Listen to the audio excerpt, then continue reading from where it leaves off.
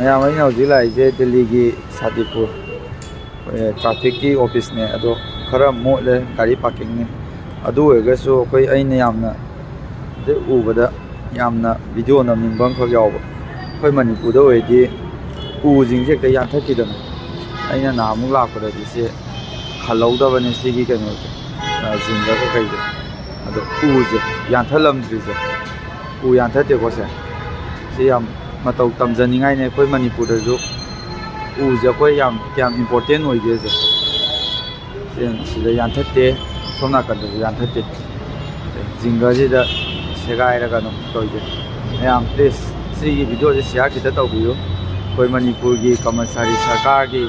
लैरिबा केनोनिदा अखोइदि वांगबनदबोक्ता लंबी तौबगी खुंनांग अम यान्थकिबदो अदो से यान्थपिगनु उ कनजे मैम वीडियो से शेयर खिता तौबियो।